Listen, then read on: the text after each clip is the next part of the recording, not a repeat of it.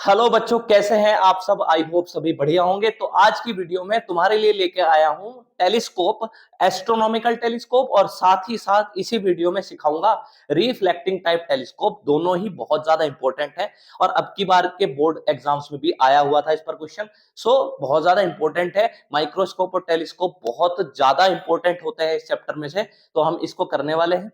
ध्यान से सुन, pen copy साथ में रख और मेरे साथ शुरू कर एस्ट्रोनॉमिकल टेलीस्कोप। चल ठीक है, तुझे एस्ट्रोनॉमिकल टेलीस्कोप के बारे में बताता हूं। पहले एक बात सुन मेरी ध्यान से। इसमें क्या होता है, दो लेंस होते हैं। दो लेंस कैसे होते हैं मैं बताऊं तुझे। एक तो ये है ना, इसका अपर्चर कैसा है, इसका अपर्चर बड़ा है ना भाई। तो एक लेंस कैसा है जिसका अपर्चर कैसा है, बड़ा है ना, अपर्चर बड़ा है। दूसरा आपने ऐसे ड्रॉ कर दिया, एक लेंस और है जिसका अपर्चर छोटा है। ठीक है भाई, इसका अपर्चर कैसा है, छोटा है। कुछ इस तरह का डायग्राम हमने बनाया। अच्छा, तुझे एक बात पता है, नहीं पता है तो सुन ले भाई, कि अगर तेरे पास कोई लेंस हो और उस लेंस पर रेज पैरेलल आ रही हो प्रिंसिपल एक्सिस के, तो उसकी इमेज कहां बनती है, फोकस पे बनती है। टेलीस्कोप का काम क्या है, टेलीस्कोप का काम दूर की चीजों को देखना है। ठीक है, दूसरी दूर की चीज कहां पर होंगी, बहुत दूर होंगी, इंफिनिटी से आ रही होंगी। जैसे आप किसी एस्ट्रोनॉमिकल बॉडी को देखना चाह रहे हैं तो आपने टेलीस्कोप का यूज करा है, तो आपने देखा कि भाई आपका ऑब्जेक्ट कहां पर है, इंफिनिटी पर है। तो रेज कैसी ड्रॉ होंगी, ऐसे एक दूसरे के कैसे आ रही हैं, पैरेलल आ रही हैं। मेरी बात समझ पा रहा है, इस तरीके से रेज आएंगी, है ना। यहां पर प्रिंसिपल एक्सिस के भले ही पैरेलल ना हो, लेकिन आपस में एक दूसरे के पैरेलल है। ये कोई ऑब्जेक्ट है जो कहां पर है, इंफिनिटी पर। तो हमें पता है इमेज कहां बनती थी भाई, जब रेज पैरेलल आती थी फोकस पे बनती थी, है ना। लेकिन ये प्रिंसिपल एक्सिस के पैरेलल नहीं है, तो अभी फोकल प्लेन में बनेंगी, है ना। कैसे, देखो ऐसे, ये ऑप्टिकल सेंटर वाली तो सीधी निकल गई, ये वाली ऐसे जुड़ गई और ये वाली भाई ऐसे जुड़ गई यहां पर। तो यहां पर क्या बनेगी, आपकी इमेज बन जाएगी। तो पहले वाले लेंस ने आपको यहां पर क्या बना के दे दी, इमेज बना के दे दी। किसकी इमेज बना के दे दी, जो ऑब्जेक्ट था कहां पर था, इंफिनिटी पर था, उसकी इमेज बना के दे दी। अच्छा एक बात बता मुझे, इस लेंस का अपर्चर मैंने बड़ा क्यों रखा, क्योंकि यहां पर रेज आ रही हैं ऑब्जेक्ट से, और भाई रेज कहां से आ रही हैं, इंफिनिटी से। तो भाई जब इतनी दूर से रेज आएंगी तो ब्लर हो जाएगी इमेज, है ना। तो जितना बड़ा अपर्चर होगा उतना ही ज्यादा से ज्यादा लाइट ऑब्जेक्ट से लेंस में आएगी, तो उसकी एक शार्प इमेज यहां पर तुझे मिलेगी। इस वजह से जो तेरा ऑब्जेक्ट को फेस करने वाला लेंस है, जिसको हम एक नाम से जानते हैं, क्या नाम से जानते हैं भाई, ऑब्जेक्टिव लेंस, उसको तूने जो है उसका अपर्चर कैसा रखा है भाई, बड़ा रखा है। आई होप तुझे ये बात समझ में आई होगी कि ये बड़ा क्यों रखा है। अच्छा, इसका काम लाइट को गैदर करने का है, इस वाले लेंस का ऑब्जेक्ट को फेस कर रहा है, इसलिए ऑब्जेक्टिव लेंस है। ठीक है भाई, अब ये रेज इस पर आकर पड़ती है ना, और कुछ इस तरह से पड़ती हैं। ये दूसरा जो लेंस है कुछ इस तरह से पड़ती है भाई। इसको मैं सी नाम दे दूं क्या, इसको मैं सी डैश नाम दे दूं, ठीक है भाई। अब ये रेज कुछ इस तरह से पड़ती हैं कि भाई इसके फोकस के अंदर आए। आई लेंस, ये कौन सा लेंस है, आई लेंस, इसके फोकस के अंदर आपकी इमेज आए। किसकी इमेज, इस ऑब्जेक्ट की इमेज इस वाले लेंस के फोकस के अंदर आए, है ना। अब ये जो इमेज है पहले वाले की, ये दूसरे लेंस के लिए किसका काम कर रही होगी भाई, ऑब्जेक्ट का काम करेगी। तो ये ऑब्जेक्ट का काम कर रही है, किसके लिए, इस लेंस के लिए। और इसके ऑप्टिकल सेंटर, सॉरी, इसके फोकस के कहा आई है, इसके अंदर आई है। ठीक है भाई।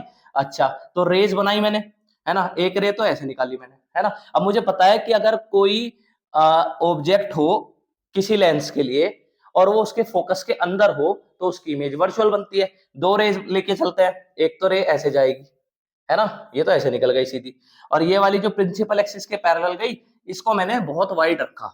वाइड क्यों रखा, क्योंकि मुझे वर्चुअल इमेज बनानी है। वर्चुअल इमेज इधर ही बनेगी, है ना। किधर बनती है वर्चुअल इमेज, उधर ही बनती है जिधर आपका क्या होता है भाई, जिधर आपका ऑब्जेक्ट होता है। ये ऑब्जेक्ट है ना इस लेंस के लिए, तो इसकी इमेज इधर ही बन गई, है ना।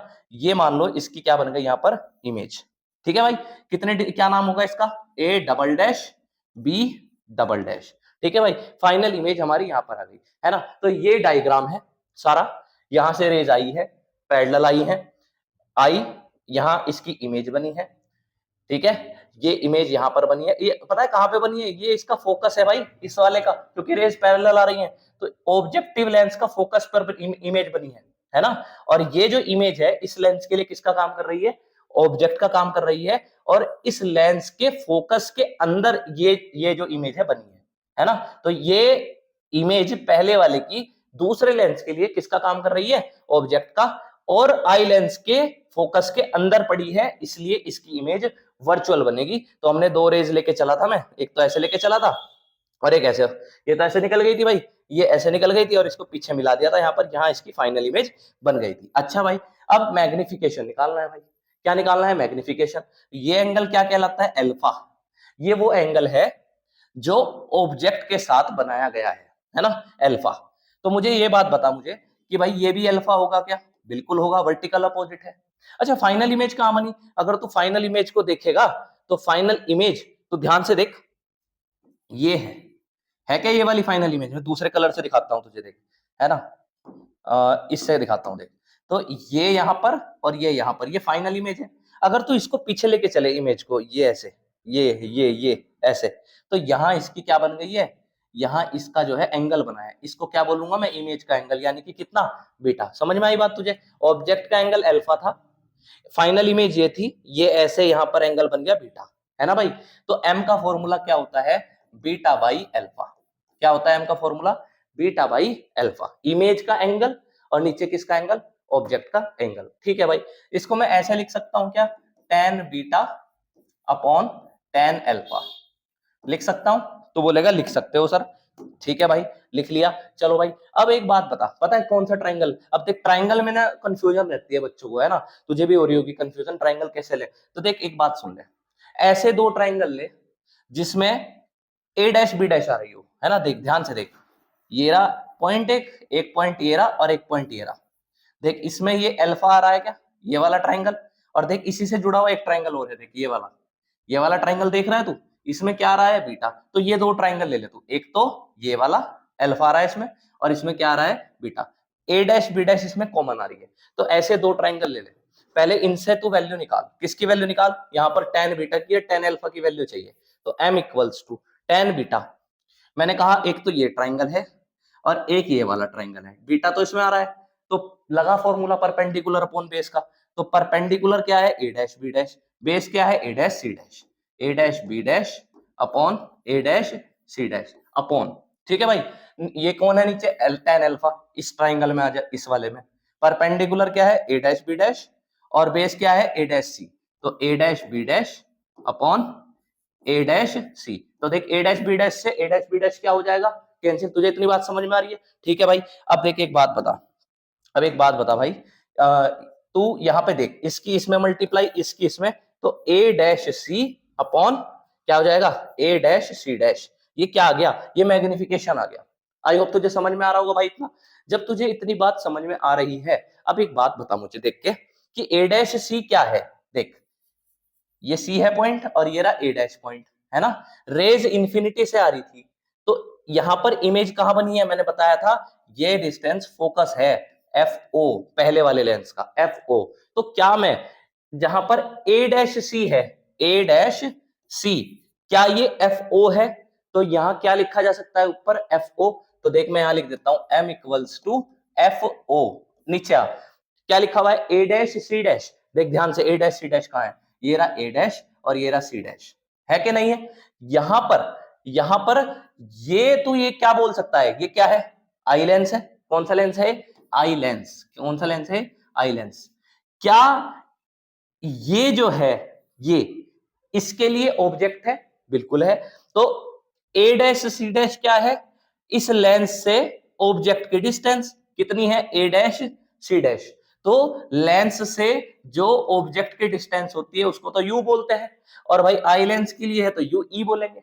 तो भाई जहां आपका ए डैश सी डैश लिखा हुआ है, वहां पर आपने क्या लिख दिया? यू ई लिख दिया। बात समझ में आ रही है? अच्छा, ये इस लेंस के लेफ्ट में है, तो इसलिए यू ई को कैसा लिया? माइनस का। यहां तक तुझे बात क्लियर है क्या? तू बोलेगा है, बिल्कुल है। तो इसको भाई तू क्या नाम दे देगा? फर्स्ट नाम दे देगा। बहुत इंपॉर्टेंट है भाई, इसको तैयार करना तुझे हर हाल में, है ना। कहीं कहीं बाहर देख ले, पर इसको तैयार कर ले। अब ये रिजल्ट जो आया, इसको मैं अगली स्लाइड पर ले लेता हूं। देख देख, मैंने m का फॉर्मूला क्या बना लिया? एफ ओ अपॉन ये आ गया। ठीक है, अब कुछ नहीं करना, अब तू किस पे जा? आई लेंस पे जा, फॉर आई लेंस। ठीक है भाई, तो किस पे गया? आई लेंस पे गया। आई लेंस का फॉर्मूला तू जानता है, one upon F equals to one upon V minus one upon U, है ना। अब एक बात बता, यहाँ पर एफ ई ले ले, यहाँ वी ई ले ले, यहाँ यू ई ले ले। क्यों? क्योंकि भाई आई लेंस की बात हो रही है ना भाई। अच्छा, अब एक बात बता मुझे, देख अगर तू इस लाइन को देखे तो क्या तू इसे ऐसे लिख सकता है, एफ ओ इंटू माइनस का 1 अपॉन यू ई, लिख सकता है ना। तो मुझे यहाँ पर 1 अपॉन यू ई चाहिए, ये चीज चाहिए मुझे, तो वो निकाल रहा हूं मैं यहाँ से, समझ रहा है, फिर इसको वहां पटक दूंगा मैं। चल ठीक है, तो भाई 1 अपॉन एफ ई, मेरी फाइनल इमेज कहाँ बन रही है, ध्यान से देख, देख तुझे दिखाता हूँ। फाइनल इमेज तेरी ये वाली थी, ये थी ना फाइनल इमेज। तो भाई ये लीस्ट डिस्टेंस पर बनी है डिस्टिंक्ट डिवीजन के, जिसको डी बोलते हैं। क्या बोलते हैं फाइनल इमेज जहां बन रही है, नियर पॉइंट पर, नियर पॉइंट बोल लो या least distance of distinct division बोल लो। क्या है वो डिस्टेंस सॉरी, डी है ना, इस लेंस के लेफ्ट में आ रही है। तो वीई फाइनल इमेज जो है इस लेंस की वो डी पर है, लेफ्ट में है तो माइनस की लेंगे, ठीक है भाई। चल ठीक है, तो जहां वीई लिखा हुआ है सॉरी भाई, तो यहाँ माइनस डी लिख लिया, और यहाँ माइनस का 1 अपॉन यू ई। मुझे यहाँ क्या चाहिए एम निकालने में, माइनस का 1 अपॉन यू ई, इसको अकेला छोड़, इसको इधर पहुंचा, 1 अपॉन एफ ई प्लस का 1 upon D equals to minus का 1 अपॉन यू ई। ठीक है भाई, बस अब तुझे कुछ नहीं करना, इसका थोड़ा सा, इसमें थोड़ी सी चीजों को समझ। इस फॉर्मूले में से 1 अपॉन एफ ई को कॉमन निकाल। तो बोलेगा ऐसे कैसे कॉमन निकाल दिया सर, भाई निकाल तो तू एक बार। तो पहले में क्या बचा 1, क्या मैं इसको ऐसे लिख सकता हूं, मुझे बता एक बार, क्या मैं इसको ऐसे लिख सकता हूं, देख मल्टीप्लाई करके देख अंदर, ये क्या बनेगा 1 अपॉन एफ ई, और दूसरे नंबर पे क्या बनेगा तेरा, जब तू इसके अंदर मल्टीप्लाई करेगा एफ ई से एफ ई कैंसिल, क्या यही बन जाएगा 1 अपॉन डी। तो मैं ऐसे ऐसे लिख सकता हूं, किसकी वैल्यू आई है 1 अपॉन यू ई की। इसको क्या करो, इसको फेंक दो, इसको क्या करो, फेंक दो, फेंक दो, कौन सी इक्वेशन में, इस वाली इक्वेशन में। क्या नाम है इस इक्वेशन का, फर्स्ट, फेंक दो इन फर्स्ट। क्या वैल्यू है 1 अपॉन माइनस के 1 अपॉन यू की, ये वैल्यू है, तो यहां रख दो इसको इस वाली इक्वेशन में। तो m बराबर एफ ओ माइनस के 1 अपॉन यू की वैल्यू वहां से देख के आई, माइनस के 1 अपॉन यू की 1 upon F E 1 plus F E by D, ये आपका रिजल्ट हो गया भाई, इसको याद रखना। m बराबर क्या हो गया भाई, m बराबर हो गया F O upon F E 1 plus F E by D. ठीक है भाई, एक बात बता, अगर मैग्निफिकेशन हाई करना है तो फोकल लेंथ आई लेंस की कैसी होनी चाहिए, कम होनी चाहिए, ये कम होगा तो आंसर बढ़ के आएगा। और ऑब्जेक्टिव लेंस की फोकल लेंथ कैसी होनी चाहिए, ये न्यूमरेटर में है, ये ज्यादा होगा तो आंसर ज्यादा आएगा। तो आई लेंस की फोकल लेंथ कम होनी चाहिए, ऑब्जेक्टिव लेंस की फोकल लेंथ ज्यादा होनी चाहिए, अगर तू मैग्निफिकेशन की बात कर रहा है, मैग्नीफाई जो आप मतलब जो तुझे मैग्निफिकेशन करना है वो ज्यादा करना है। तो भाई ये फॉर्मूला हो गया, आई होप तुझे समझ में आया होगा भाई, है ना। तो अब मैं तुझे, ये कौन से केस में था, जब फाइनल इमेज कहां बन रही थी, देख ध्यान से, फाइनल इमेज कहां बन रही थी, डी पर बन रही थी, डी पर। अब हम किस में पढ़ेंगे, नेक्स्ट टॉपिक में क्या पढ़ेंगे भाई, तुझे बताता हूं। देख अब मैं बिल्कुल वही करूंगा, थोड़ा सा अब नई चीज है, इन नॉर्मल एडजस्टमेंट। क्या बता रहा हूं, इन नॉर्मल एडजस्टमेंट, है ना। ये क्या होता है, कुछ नहीं होने का, लास्ट की जो फाइनल इमेज है वो मुझे कहां बनानी है, वो इन्फिनिटी पर बनानी है। अभी तक कहां बना रहा था मैं, पिछले केस में डी पर, अब कहां बनानी है मुझे, इन्फिनिटी पर। ठीक है भाई, तुझे इतनी बात समझ में आई। चल ठीक है, थोड़ा सा इसको समझाता हूं। देख ऑब्जेक्टिव लेंस कैसा बताया था, बड़ा लेना है, ये रे ऐसे लेगा तू। ठीक है भाई, यहाँ तेरा कौन सा लेंस आ गया था, आई लेंस आ गया था। यहाँ पर क्या हुआ था, रेज आकर पड़ती थी इन्फिनिटी से, यही तो था, बिल्कुल वही चीजें कर रहा हूँ। ये ऐसे इमेज बनती थी। अब बस इतनी सी बात जान ले, ये कहाँ इमेज बनती थी, यहाँ पर, यहां से यहां तक की दूरी क्या हो जाती थी भाई, एफ ओ, क्योंकि इन्फिनिटी से रेज आ रही थी तो यहाँ इसकी इमेज बनी थी। ठीक है भाई, अब मेरी बात सुन, अगर मैं ये बोलूं, पिछले वाले पार्ट में मैंने बोला था कि ये जो इमेज आई है इस लेंस के फोकस के अंदर पड़ी है, इसलिए उसकी इमेज जो है बन के आ रही थी, है ना, डी पे बन रही थी। अब क्या है, अगर मैं बोलूं कि जो ये इमेज बनी है पहले वाले की, दूसरे के लिए ऑब्जेक्ट का काम करती है, और भाई ये इससे कितनी दूरी पर है, मैंने कहा ये इसके फोकस पर है, यानी कि एफ ई कहां है, इसके फोकस पर है। समझ रहा है मेरी बात को, जब ये इसके फोकस पे आ गई, ये इमेज इस लेंस के फोकस पे आ गई, तो ये इसकी इमेज कहां बना के देगा, जब कोई ऑब्जेक्ट फोकस पर होता है तो उसकी इमेज बनती है भाई इन्फिनिटी पर। तो क्या होगा, पहले तो एक रे ड्रॉ करेगा, है ना, दिखाता हूं, देख तुझे, एक रे ड्रॉ करेगा, ये चली गई ऐसे, ठीक है, और दूसरी रे तेरी प्रिंसिपल एक्सिस के पैरेलल जाती है, और इसको तू पैरेलल बनाएगा। ठीक है भाई, इसको कैसी बनाएगा, पैरेलल। अब ये जो पैरेलल रेज है, तो ये पीछे जाके कहीं पर ऐसे चलेंगी, ऐसे, है ना, ऐसे, यहां पर क्या बनती हुई दिखाई दे रही होगी, इसकी इमेज। समझ गए बात को, बस इतना सा अंतर है। अब तूने पिछले वाले केस में एफ का फॉर्मूला बनाया था, याद है तुझे? एफ ओ इंटू माइनस का 1/ue, यही तो बनाया था भाई। अब मेरी बात सुन, यूई क्या होती थी? इस लेंस के लिए जो ऑब्जेक्ट की डिस्टेंस है, ये इसका ऑब्जेक्ट है, ये इस लेंस का, इसकी डिस्टेंस यहां से यहां तक की क्या होगी? यू होगी, यूई। अब एक बात बता, ये कहां पे रखी हुई थी? अभी बताया मैंने कि मुझे फाइनल इमेज इन्फिनिटी पे बनानी है। तो ये जो इमेज है पहले वाले ने जो बनाई, ये इसके लिए ऑब्जेक्ट का काम करेगी और कहां पे होगी? इसके फोकस पे होगी, तभी तो इसकी फाइनल इमेज इन्फिनिटी पे बनेगी। समझ रहा है? तो यू ई कितना कितना होगा? You E sorry, F E के बराबर होगा। तो यू ई की जगह क्या लिख देगा तू? F E. तो माइनस का F O upon F E, बस ये तेरा रिजल्ट आ गया। ये कौन से केस का रिजल्ट आया?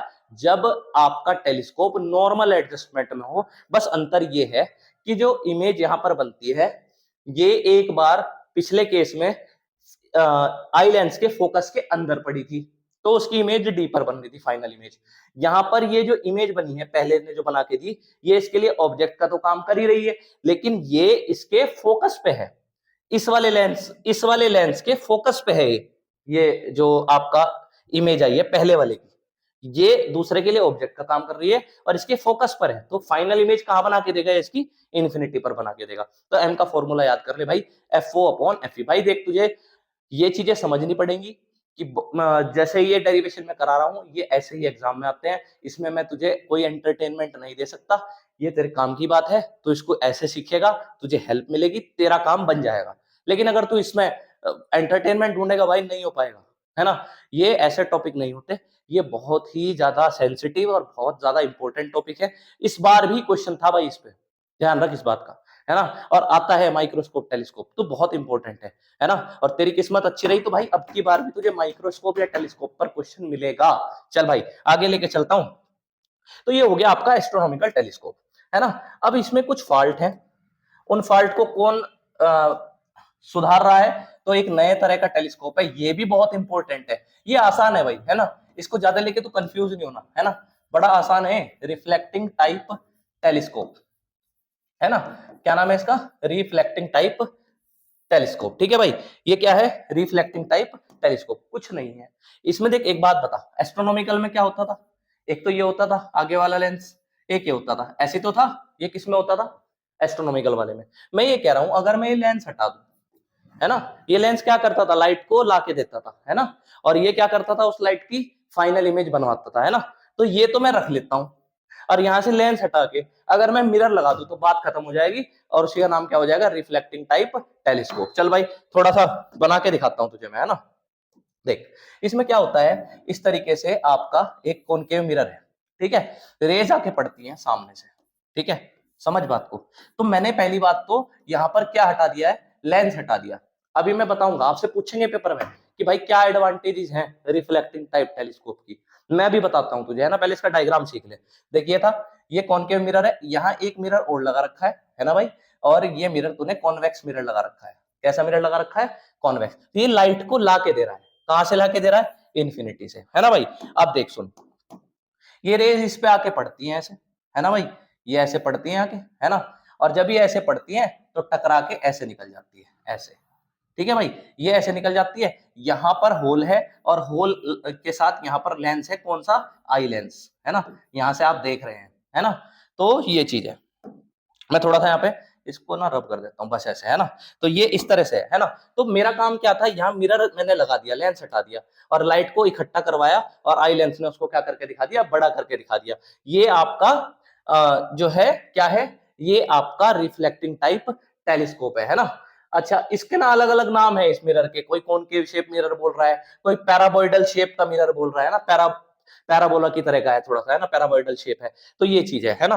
तो अब सवाल ये कि इसमें और एस्ट्रोनॉमिकल में क्या डिफरेंस है? वाई, है ना? डायग्राम पूछेंगे और ये पूछेंगे कि भाई एस्ट्रोनॉमिकल को क्यों नहीं यूज कर सकते? भाई इसमें कुछ फॉल्ट है, मैं तुझे नेक्स्ट स्लाइड में बताता हूँ फॉल्ट क्या है। जब तू लाइट को बाहर से लेके आ रहा था, है ना, बाहर से लेके आ रहा था, ये लेंस बहुत बड़ा है ना?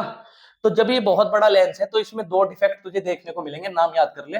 एक तो है भाई क्रोमेटिक एबिरेशन, ठीक है? एक तो तुझे ये मिलेगा देखने को क्रोमेटिक एबिरेशन, और एक क्या मिलेगा तुझे? Spherical aberration. ये नुकसान है कौन से लेंस में, तो सॉरी कौन से टेलीस्कोप में, एस्ट्रोनॉमिकल वाले में, स्फेरिकल एबिरेशन, है ना। तो जब तू ऐसा कर रहा है, जो ऑब्जेक्टिव जो चीज है वो तूने लेंस में ली हुई है। अब एक बात बता, जब ये बहुत बड़ा लेंस होता है, बड़ा लेंस है, तो भाई देखिए ऊपर तुझे कैसी शेप दिखाई दे रही है, ये तुझे एक वो बनता हुआ दिखाई दे रहा है क्या, प्रिज्म। और प्रिज्म तो लाइट को 7 कलर्स में तोड़ देता है ना। तो लाइट जो आ रही थी वो फेंट हो गई, वो ब्लरी हो गई, क्योंकि ये ऊपर प्रिज्म बन गया, तो जो लाइट आएगी वो थोड़ी स्प्लिट हो जाएगी 7 डिफरेंट कलर्स में। समझ रहा है बात को, नीचे भी ऐसे ही प्रिज्म बन गया। तो ऐसे डिफेक्ट को हमने क्या बोला है, क्रोमेटिक एबिरेशन। लाइट जो है ना बिखर गई इस एक प्रिज्म शेप बनने की वजह से, है ना। और इसको सुधारा कैसे जा सकता है, अगर तू वहां लेंस की जगह मिरर यूज कर लेगा तो ये वाली चीज होगी नहीं। एक तो ये फायदा है रिफ्लेक्टिंग टाइप का। दूसरा, स्पेरिकल एबिरेशन क्या होता है, जब ये लेंस जो है ऑब्जेक्टिव लेंस है ना, आगे वाला लेंस जो था, ये जब जितना बड़ा होता चला जाता है, तो जब इस पे रे जाके पड़ती है ना, पता है क्या होता है, दिक्कत क्या होती है, तो इसकी थिकनेस हर जगह एक जैसी तो है नहीं, तो कोई जल्दी मोड़ देगा लाइट को, कोई पहले मोड़ देगा, तो एक पर्टिकुलर फोकस नहीं बन पाएगा इमेज का, एक शार्प फोकस नहीं बन पाएगा, लाइट थोड़ी सी डिस्टर्ब सी हो जाएगी, है ना। तो ऐसा डिफेक्ट साइज बड़े होने की वजह से हो जाता है स्पेरिकल एबरेशन। और किस में आता है, लेंस में आता है, तो इसलिए लेंस मत यूज करो, क्या यूज कर लो, मिरर यूज कर लो, ठीक है भाई। अच्छा तीसरी चीज, सॉरी, देखो तीसरी चीज क्या है भाई, ये हल्का ये भारी है ना। तो ये लाइट इन वेट है, वो बल्कि इन साइज है ना, भारी है। और क्या है भाई, इसको ग्राइंडिंग करनी पड़ेगी, लेंस की घिसना पड़ेगा इसको, इसकी पॉलिशिंग करनी पड़ेगी। इसमें मिरर में ऐसा कुछ ज्यादा काम नहीं करना पड़ेगा, है ना। नो मच नीडेड ऑफ किसका, ग्राइंडिंग एंड पॉलिशिंग, इससे बच जाओगे। और पीछे आई लेंस का काम वही है जो पहले कर रहा था, वो चीजों को क्या करके दिखा रहा था, बड़ी करके। तो ये अंतर है दोनों में। आई होप तुझे मैंने सारी चीजें अच्छे से समझा दी भाई। इसको अच्छे से देख, दोबारा दोबारा देख, और तेरा ये टॉपिक क्लियर हो जाएगा भाई। इसको बहुत सीरियस ले, और मिलता हूं तेरे से इसी तरीके से आगे नेक्स्ट वीडियो में। एक तेरे से मुझे बात करनी है भाई, तू क्या कर, इनको ये सीरीज जो चल रही है, इनके एक एक पार्ट को अच्छे से देख, तेरे रिएप्टिक्स के सारे क्वेश्चंस कवर हो जाएंगे। ऐसे ही हर चैप्टर के क्वेश्चन लेके आऊंगा, बस तू लगा रहे। और इसको ज्यादा से ज्यादा वीडियो को शेयर कर, इसका कि जो और बच्चे हैं उनको भी इसका बेनिफिट मिल सके। तो मिलूंगा भाई तेरे से नेक्स्ट वीडियो में, तब तक के लिए बाय बाय।